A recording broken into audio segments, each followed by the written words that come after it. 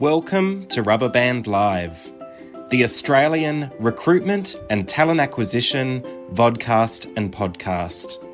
I am Eden Haddock, your host and the creator of Rubber Band, the recruitment network for all.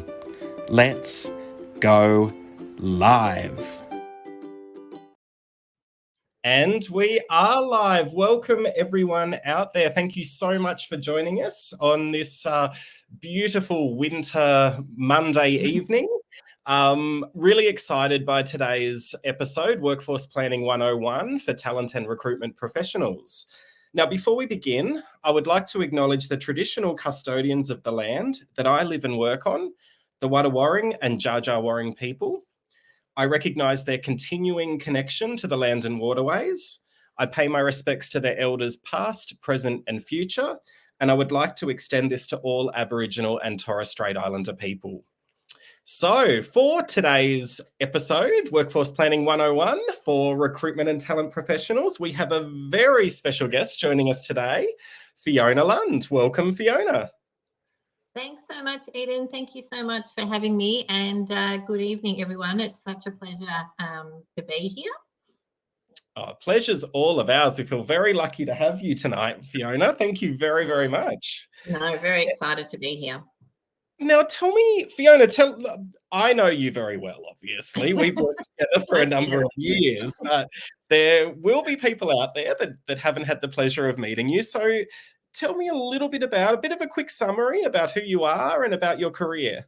Sure, no problem. So I sort of started off my career in sort of organisational change mainly, working for Accenture, so large consulting firm. And with that, I got to work in a range of different businesses, travelling the world, working on, some amazing projects, doing large scale change, small scale change, culture change, a whole raft of different things. So I did that for about sort of 10 years and then moved into some sort of larger corporates, ANZ, Telstra, those types of organisations whereby I sort of held sort of HR lead roles, so like heading up sort of HR functions. And also they always had a bit of an organisational change flavour to them as well. So I was always attracted to organisations that had a big growth agenda or a change agenda, because I like thinking about sort of complex issues and complex problems to solve as well. So those organisations were really attractive. Then most recently I was the Chief People Officer at Flybuys, and that's obviously where Eden and I've worked together.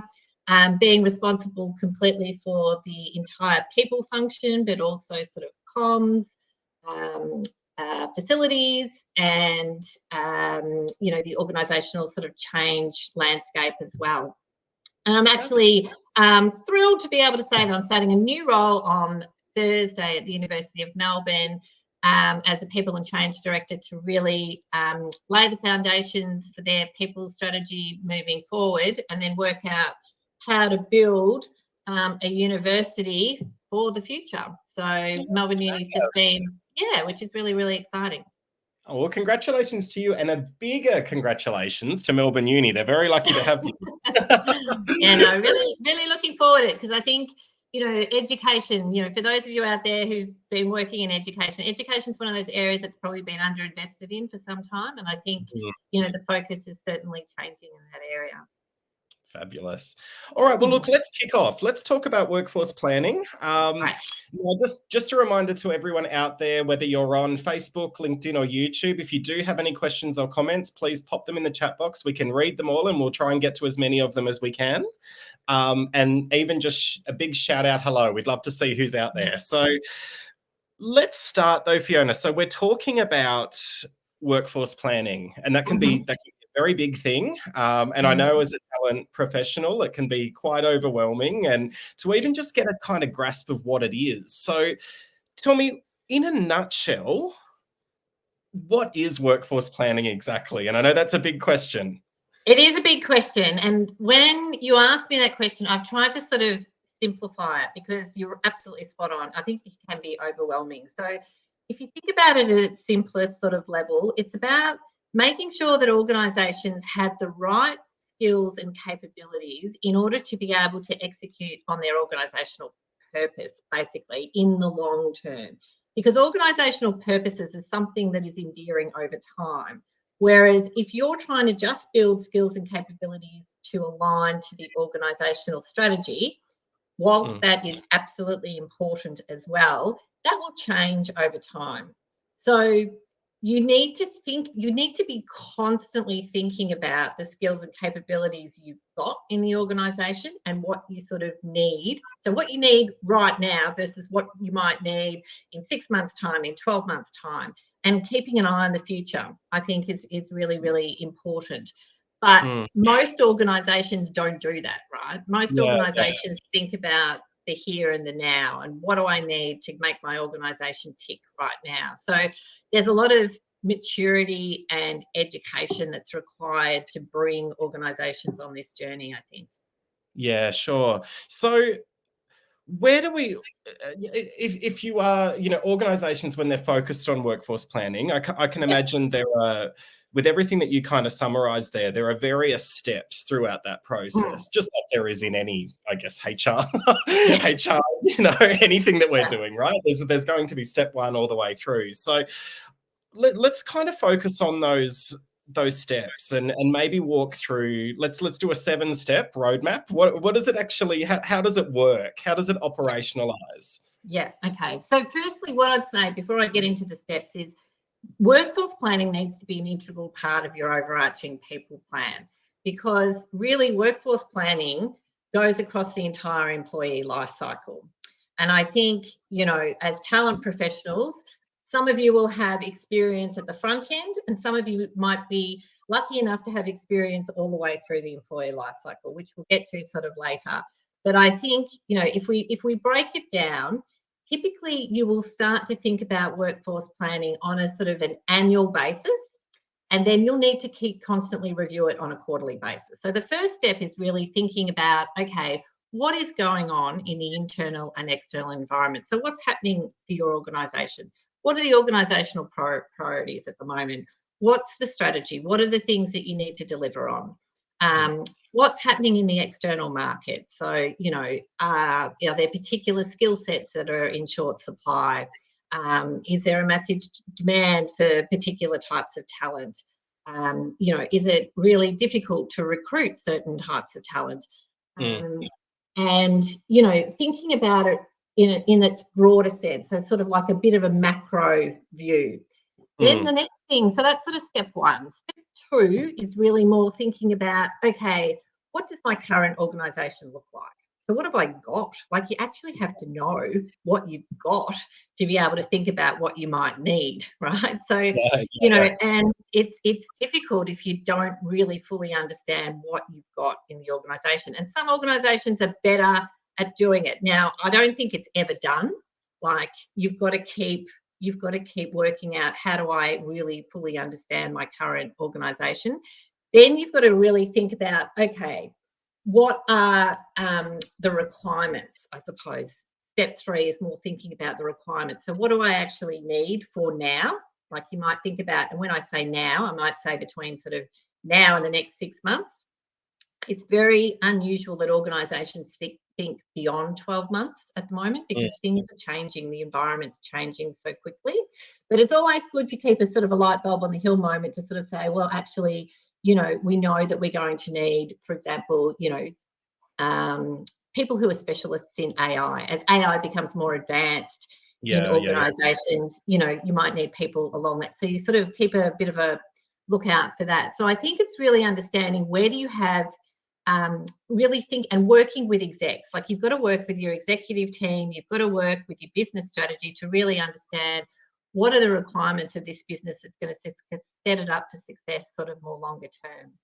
Then I think you've got to work out, where are your gaps. So where are your gaps between your current and your future? So you've got to think about, where do we have some organisational gaps. And, a really great example of that, even when we were working at Flybuys, we set up, a little business, the Unpacked business. And we realised at that particular point we had no business development skills. We didn't have that capability. So you and I, we had to sit down and work out, how are we going to get that capability? How are we going to do that? That's really, really important. I think forecasting out what you might need, and whether you do that through your annual cycle is also really, really critical here. You need to really do that as part of your business planning cycle. So I think it's also really important to make sure that your people cycle is aligned with your business planning cycle to make sure that you're putting at the right particular points. Then I think in terms of, so that's what I'm up to, step 5. Step 6, I think, is more about talent, like thinking about your implementation. So what's, from a people perspective, what's your talent acquisition strategy look like? What does your development look like? What does succession look like? All of those sort of elements. And what's your strategy around how do you fill those gaps? So whether it's, and I use the 4 Bs, I always think about it in terms of 4 Bs. So build, buy, borrow, bot. So how can there's, think about bot, because there's technology, technology can do certain tasks that perhaps people don't even need to do, right? So you can think about it in terms of what can technology enable that people just don't need to do anymore, because we've got so many more options in that regard. So, you need to think about what is the best way to be able to do it. So, and it depends on your business drivers. So is it about, do we need to be cost efficient? Do we need to grow? Therefore, if it's a growth environment, we might need to spend more. We need to invest more to be able to deliver on some of those organisational outcomes. So that's really important as well. And then I think the last piece, and probably one of the most important things, is workforce planning. It's never set and forget. It's and it's constantly evolving. So you've got to make that work as part of your ongoing people plan, and you should be reviewing it every 3 months as a minimum, right? So you should be doing, if you're doing, where you plan out, and we did this at Flybuys really well, Eden, where we planned out, what we were going to be doing for the 3 months. Then we would review it partway through. We'd review it at the end and say what worked well, what didn't work well, what do we need to tweak based on new information in terms of what's happening in the organisation, what's happening in the external environment, and we'd tweak that, and then we'd work out the plan for the next 3 months in terms of what we needed to do. So that's, sorry, I did a bit of a whirlwind snapshot there, but they're some of the important things that you need to think about. No. I mean, that completely makes sense. When you work through the steps there, you've got, your step 1 doing that internal and external scan. You've got step 2 being your current state analysis. Step 3, determining those requirements. Step 4, really looking into that gap analysis and really doing a deep dive there. Step 5 being forecasting what those requirements, and depending on org maturity and how far out you forecast. Then you've got talent acquisition, development plans, talent management, all of those fun things that we know are so important. But I think what you've really highlighted there in terms of step 7 and doing that review every 3 months, I think that's where people really do struggle, that it just becomes an annual sort of cycle of activity. And as we know, and we've seen the current climate where technology skill shortages go up and down and up and down. We've just been on that roller coaster for the last 18 months. So I think, doing that reanalysis is so important. What I think is hard, though, for some organizations when you are doing that ongoing, analysis and revisiting your workforce plan, I suppose, is where budgeting comes in, because it really changed things. So I thought it would be a really good opportunity to be talking about how budgeting works alongside workforce planning. Things like, annual budgeting, out of cycle budgeting, the difference between OPEX and CAPEX. Can you maybe walk us through how the budgeting works and how that would connect into having that ongoing approach to workforce planning? Yeah, absolutely. And I think, just to sort of preface that, I think it is a little bit organisational dependent here. So I will talk about it sort of from my experience, but I think, whether you're public sector, private sector, not-for-profit, whether you work as part of any of those organisations, there might be some slight nuances, but the fundamentals are sort of, the same. Most organisations have an annual cycle. So, where budgets are sort of set, and they're really set in terms of expenditure. It's set mainly at a cost centre sort of level. So it depends on how you're structured in your organisation. At Flybuys, we were structured sort of more functionally, so you would have costs allocated along, that sort of way. And so as part of that, you'd have like a corporate planning process, which was really your business planning process out for the next 5 years. Now, I always used to struggle with that because it is incredibly difficult to predict what's going to happen in 5 years. And guess what? What you think is going to happen in 5 years won't actually happen in 5 years. So if you can plan, and my philosophy was you plan out for one, and like you have a bit of a light bulb on the hill sort of view, but then what you need to do is look at it every 3 months, because that's where you're going to get more bang for the buck, because you actually you know more about what's actually happening. So it's planning it out and then reviewing it. So I think that's really important from an annual perspective. I think out of cycle, you mentioned out of cycle expenditure. I think there's always going to be a need for out of cycle expenditure. But I think as you get better with workforce planning and predicting what you need in the future, and if you can plan it out, 3, even 6 months in advance, you should be able to pick up most of those unanticipated needs if you're sticking to the strategy.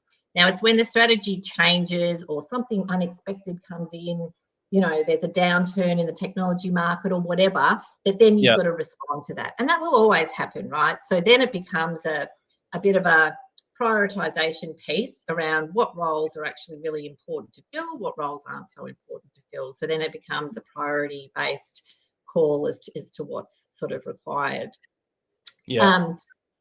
If you think about the other part to that, and I think it's really important as, talent acquisition specialists to really understand the difference between OPEX and CAPEX as well. I think it's really important to really understand that. So your OPEX roles are your operational expenditure. So it's really about what it takes to run the business. So things like, your wages and, it's everyday sort of spending, office supplies and those types of things that you just need to run. Now, that's counted as like your expenses are become part of your income statement, basically. So that's where it goes from a financial perspective, and it's looked at in that view. So most roles are on your OPEX line. Where you do have some differentiation is CAPEX, so your capital expenditure. So that is where it's a little bit different. So organisations invest in capital like assets, for example. So they're building something that has longevity and it's going to add to the long-term value of that organisation.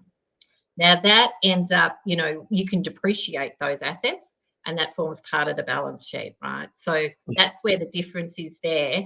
So sometimes if you're building an asset, so for example, if you're building a new IT system and you need to recruit some developers to be able to help with building that system and implementing that system, then you can capitalise the cost of those resources. Now, I'm no finance expert by any stretch of the imagination, but that's sort of the basic premise. It has to be, they can be capitalised if they're helping to build an asset that's going to help the organisation longer term. That's sort of the key difference there.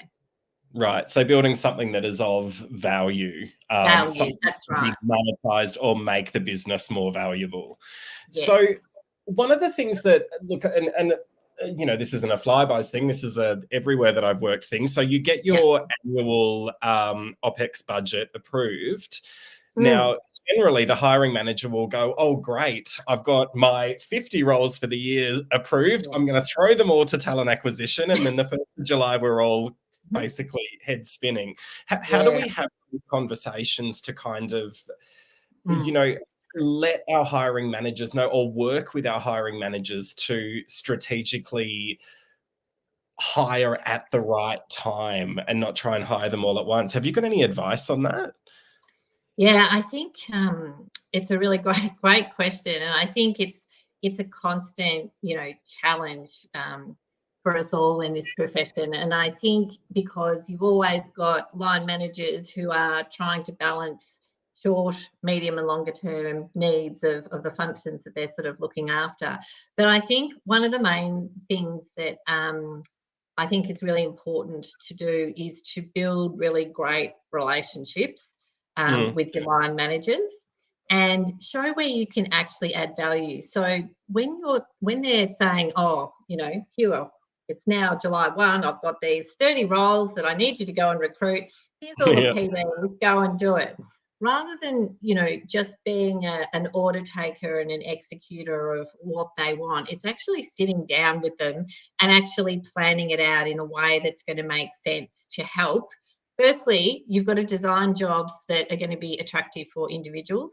And secondly, you need to design jobs that are going to help deliver the business outcomes that you need. So actually taking a step back and, co-designing those jobs, because I think it's important for talent acquisition people to become really expert at job design and actually really thinking about, what makes a good job, both successful from an organizational perspective, but also that an individual really wants to do and they're going to be motivated by it. So, for example, you want to create jobs that have a little bit of breadth to them so people can grow.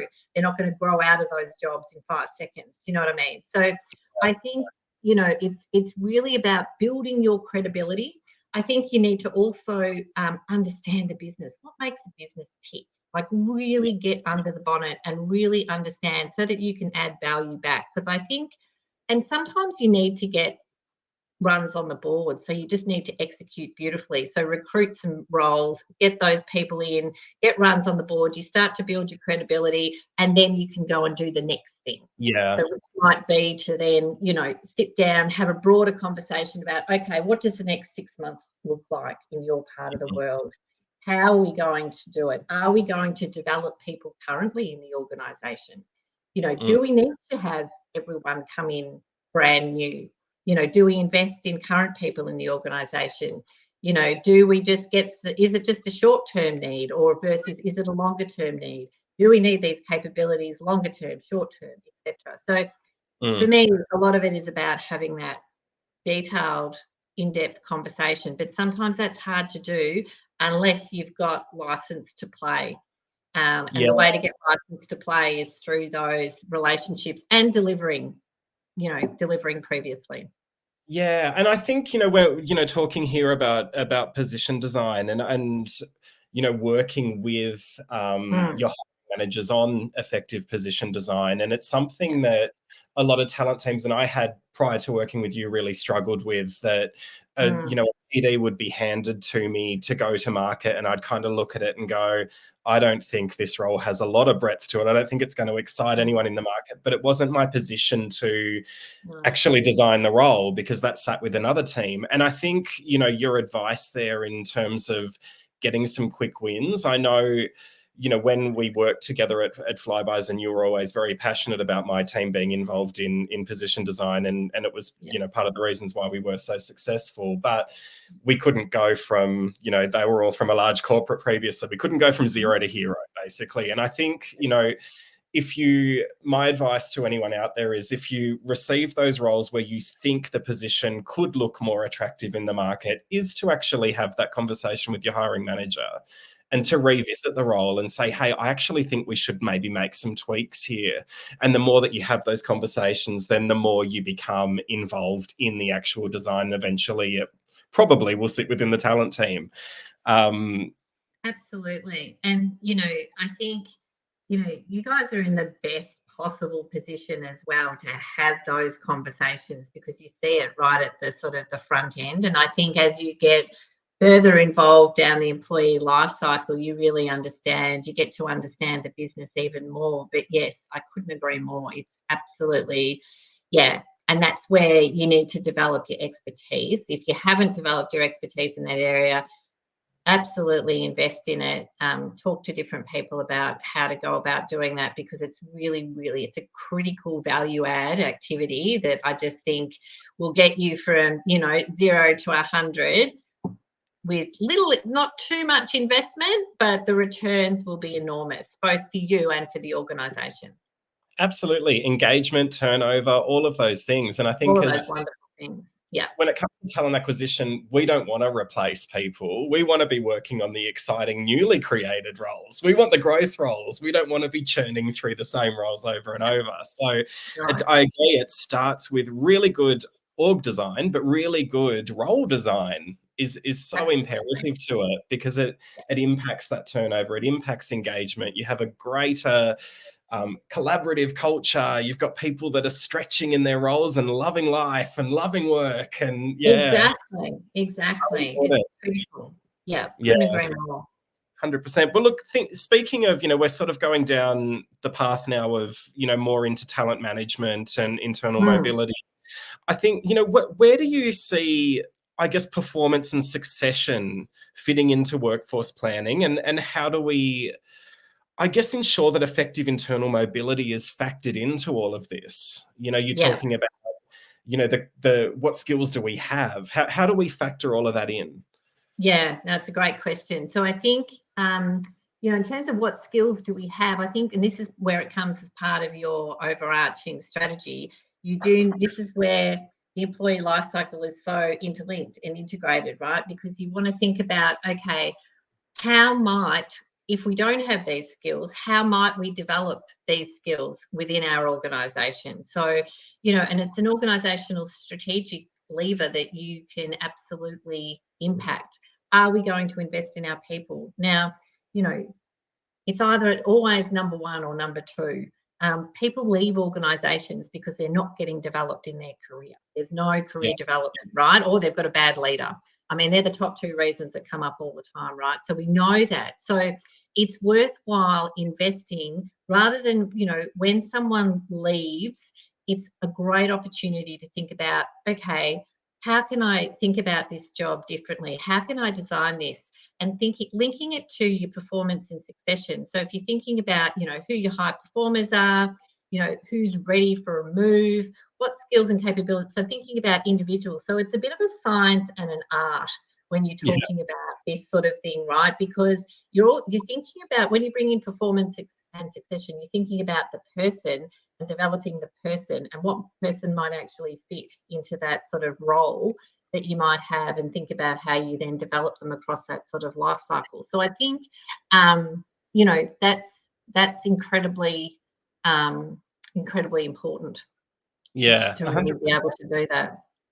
100%. And how do you get buy-in from, I guess, from the execs or from the hiring Yeah, managers in terms of them factoring in talent management and factoring in internal mobility? Because I know quite often, leaders are quite excited to bring other people in. They want a comparison. That comes up a lot. I want to compare them to the external market. How do you have those conversations? I think you've got to bring a lot of data into it. So you've got to really bring, some of your engagement results, reasons for, well, people are doing sort of, recent like exit interviews.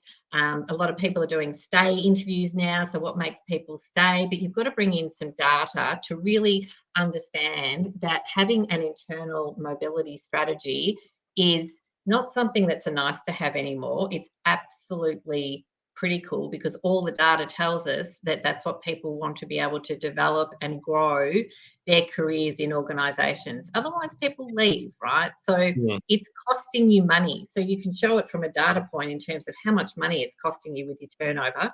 If you've got really high turnover, and you're looking at your reasons why people are leaving, if they're leaving because they're getting better opportunities elsewhere, well, then you've probably got to address that. So Mm, you need to be having regular conversations with your exec team and key leaders in the business about what is actually going on in your business, right? And what's happening, why are people leaving, where are they going, why are they going there? So I think it's really, really important, because it's one of the core drivers of why people stay.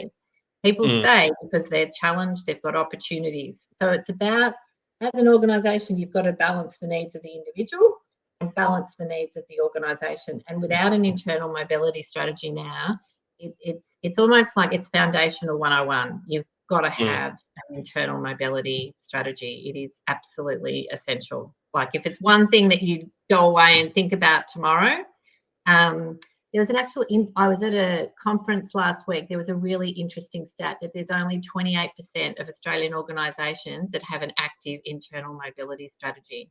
Really? Yeah, Wow. it's really low. It's really low, where they can actually say what the strategy is. So what's their approach, and And really go and talk to people about it. Yeah, it's one of those things that I think can be really disjointed, because I think parts of, quite often we are talking about, the challenges within center of excellence models, where you've got, the business partners perhaps looking at HR business partners looking after performance, and then you've got the reward team looking after, reward and recognition, and then you've got the talent acquisition team predominantly looking after external hires, or maybe just opening up roles to internals to apply while it's in an external market. And one of our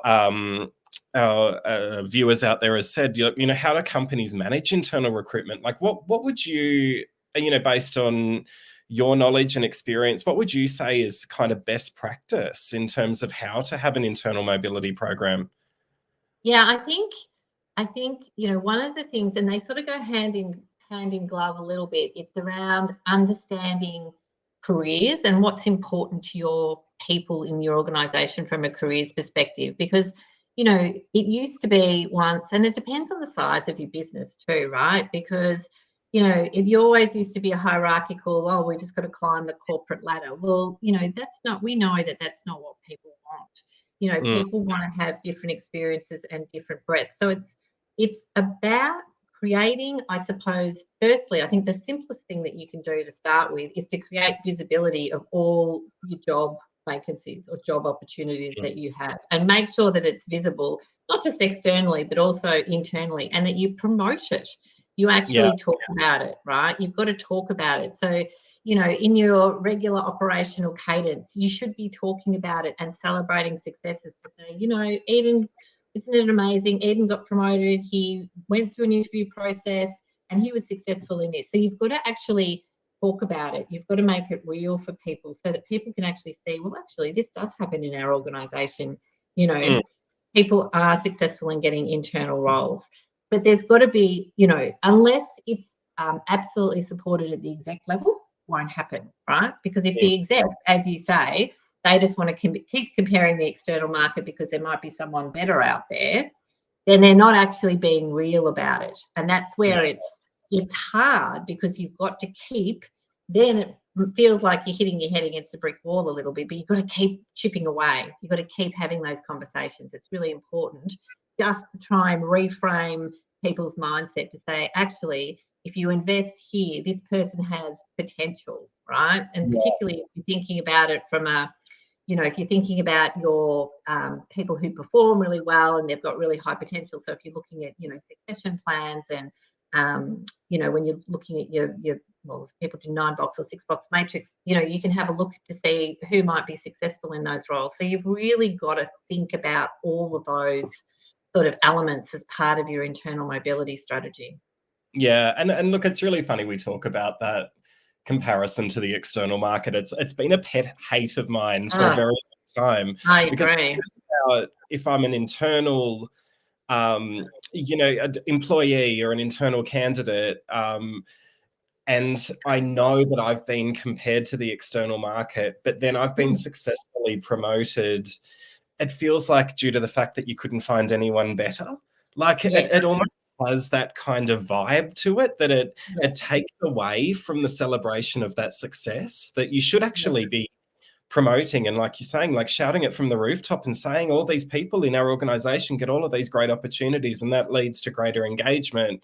But when you're sort of saying, oh yeah, they got an opportunity, we compared them to external market, couldn't find anyone better, so congratulations, we're giving them the opportunity, it just doesn't work. No, absolutely. It's positioning. You've got to really believe, like, it has to be up there as your number one priority. Internal mobility, it's almost like it needs to come before bringing in people externally, I sort of think, because I think so. otherwise it undermines your culture, it undermines your engagement, and it undermines individual employee motivation, right? Which is really important, because then you just get disengagement. You'll lose out on, just people won't put in any discretionary effort, and so you'll have people just operating at a very sort of base level. So you're not going to get a high performing individuals or high performing organisations. So it has massive implications and flow on effects to individuals in your workforce. Yeah, agreed. It's really Mm, fun. It's just reminded me of something I read in another group. I think it was last week, where someone yeah. had reached out to the talent acquisition community and they'd asked how long in organizations and what is the standard and what is best practice? How long does someone need to be in a role before they can look at another role within an organization? What's Mm. your opinion on that? I've got a strong opinion, but It's very as always it's do. very controversial. Like it's quite a it draws a lot of different opinions. I think it depends on. I don't like having hard and fast rules around this because I think it depends on the organisational need. How strong is that organisational need? How strong does it align to the business strategy that you need? And how critical is it for that individual to move? If that individual's been in a role for 6 months, 3 months, 5 years, 10 years, does it actually really matter? Like Mm, at I the know, end of the right? day, does it actually really matter? It's more about this person is the ideal person or has, 80%, 70% of the skills and capabilities that we need that's going to help drive our business forward. Why Mm, wouldn't you? It's a bit of a no-brainer, right? Why wouldn't you give that person the opportunity to shine? Like, and absolutely. that gives you so much payback, right? It pays you back in spades because that person's level of motivation, their output, their discretionary effort, they will absolutely love you for it.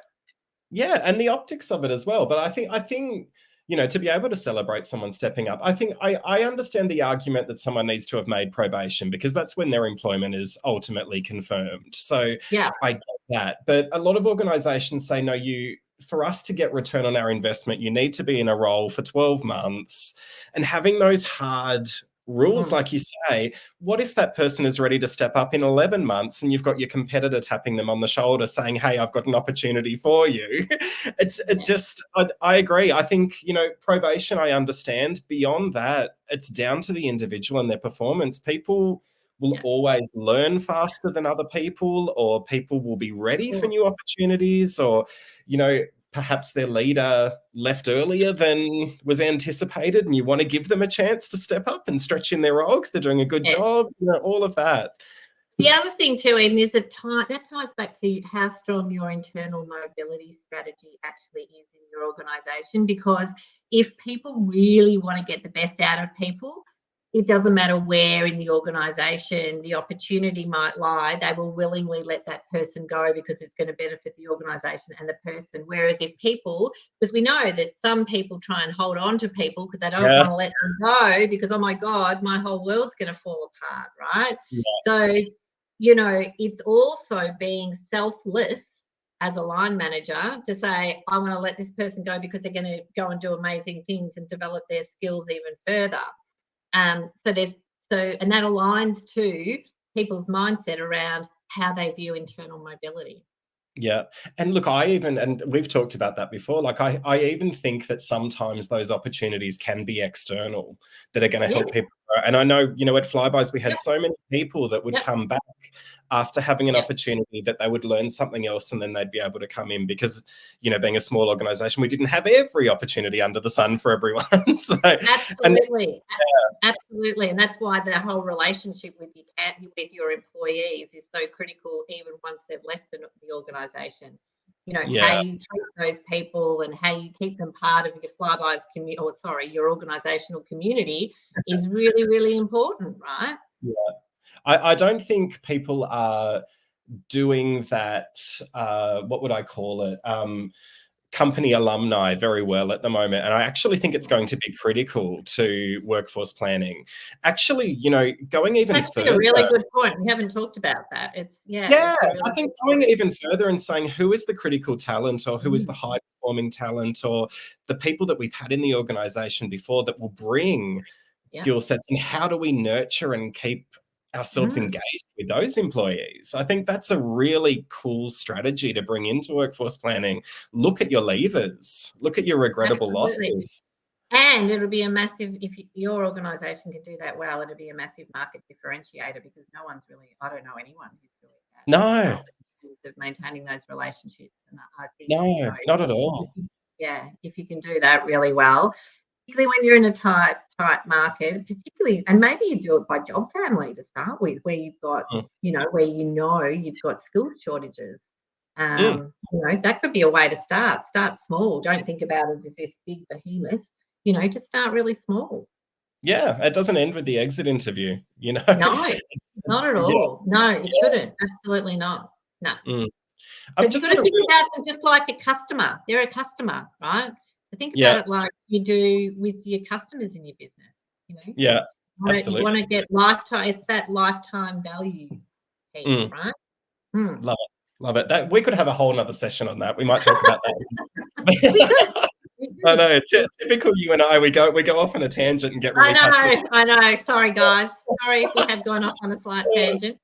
But I've had a really great question come through from Sadaf, which is, how do we Mhm. manage candidates internally who have not been successful through that process? Because of course that Mm. can be very, very deflating. And also, if you're doing internal mobility really well, you're going to have multiple internal candidates Yeah. applying for roles. So Yeah. it's a really Yeah. I great agree. question.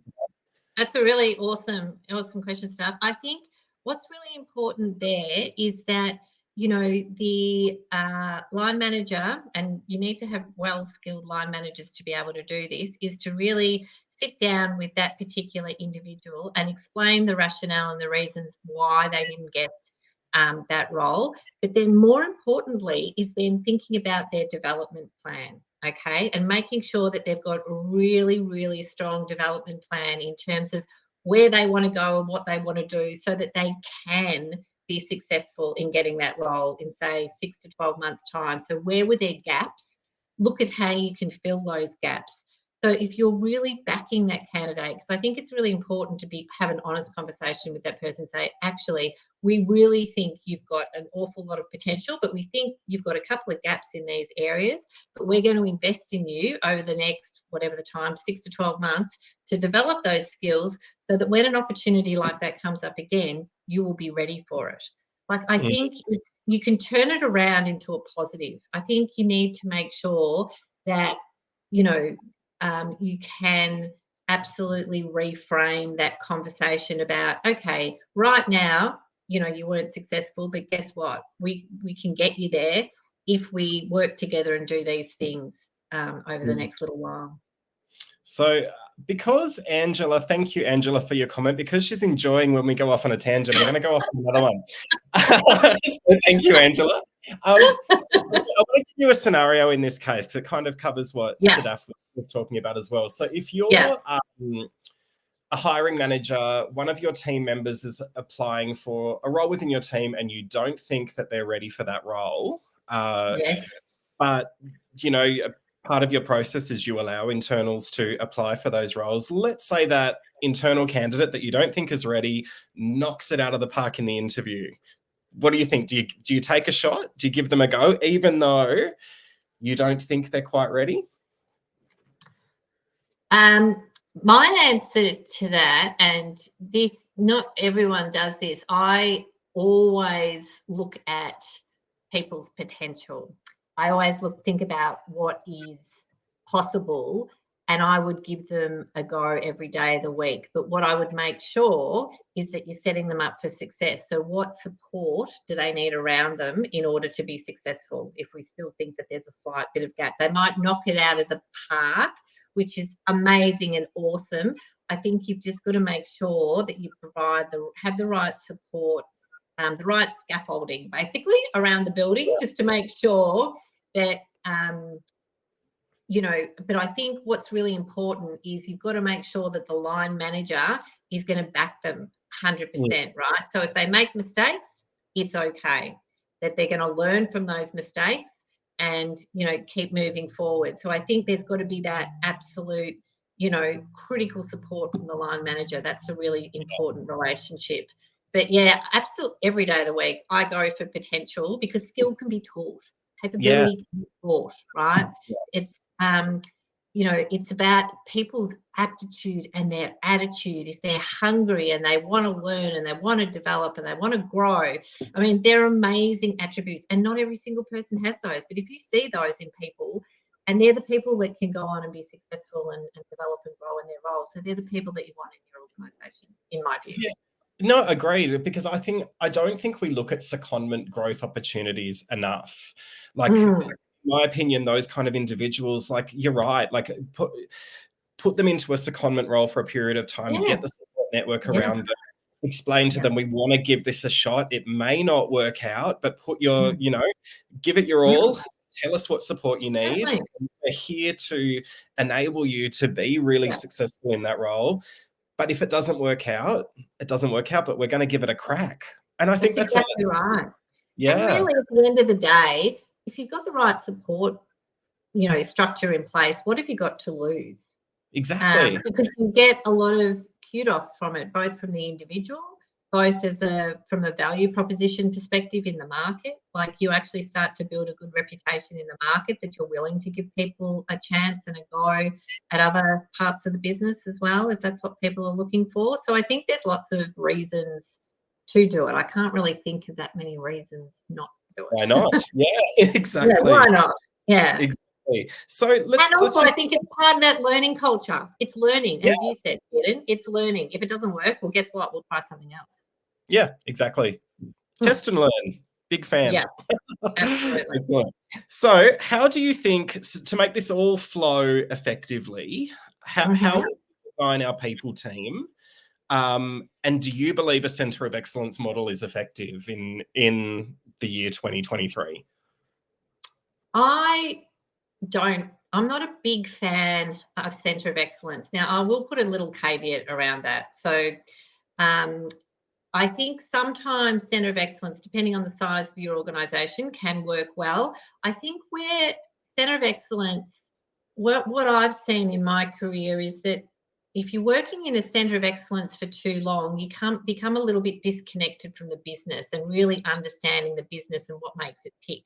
So if you're in a centre of excellence, my advice would be around making sure that you really find ways to stay really connected with the business to understand what's going on.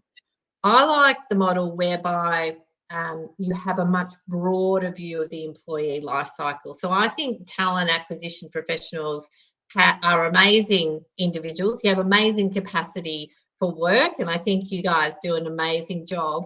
And I think you can add a lot more value further down the employee life cycle. So when you're thinking about development of people, performance, succession, and doing that whole talent management piece around development, moving into different roles, those types of things. So I'm a big fan of creating roles that span across the entire employee life cycle. Now, I know that can be challenging in Yeah. terms of capacity, because if you've got a lot of roles on to actually recruit, then you don't necessarily, that's always going to take priority, and then you don't get to all of the other stuff. So you have to be really careful to set up your team so that you've got the right capacity to be able to do all of that. So it does mean perhaps sometimes that you have to overinvest and have more people, but you get a better outcome in terms of you understand the business better. You've typically got more in-depth relationships with the line managers and with the people in the organisation, and you can deliver better value and outcomes in the longer term. So that's why I feel as though it's a really important investment Mm. to make. Yeah, I tend to agree. Like, I think rather than separating out all the different facets of HR and having teams focusing on all of Mm, those different moments that matter, I suppose, within the yeah, employee life cycle, to me, it makes more sense to look at the business units and to have end-to-end employee yeah, experience within those business units, and then having an overarching strategy that sits on top. So I think, moving away from center of excellence and moving more towards employee experience is a much more effective model. But you're right, like, sometimes if you're talking about higher education, when you're dealing with 20,000 oh, staff, it can be very challenging to go down that path. But yeah, it's yeah. really So then interesting. how do you do, how do you do that? Like, if you've got all of a sudden you've got 100 vacancies and you've got 2 people in your team, how do you then go and, like, of course everything's going to be front ended, but you need to get the business case working and sell it to your leadership team around why it is absolutely better. Because, you know, to your point, if you're part of a business unit, you understand that in much more depth, and you understand and you know the people that you recruit and bring into the business. You actually have an advantage, and also it's less handoffs. You're not handing it off to someone else, you know, another, you know, a business partner or a REM specialist or whatever. And you're actually making your role really exciting, but it's not for everyone, right? Some people do like to specialize, and I also acknowledge that is equally viable, an equally, you know, good option for people. But I just think that from a business outcomes perspective, it works. I've seen it work, and it works much better in the long term. Agreed. Excellent. So I've just looked at the time, and I'm having flashbacks to when we used to have our weekly one-on-ones, and we'd run over by a few hours, you know, so. They would always run over, Eden. I did warn you. Always. So tell me, final advice for the audience. If talent acquisition teams, talent teams, recruitment teams want to get more involved in workforce planning, what should they do? So I think I would probably give you 3 pieces of advice. Is really understand the business. What makes it tick? What are the business priorities? What's really important? So really having that knowledge, because then you're going to be able to play it back. If you're sitting in a meeting trying to design a job, you're going to be able to say, what about this? What about that? You're going to know it, right? And you're going to be adding huge value. So I think that's really important.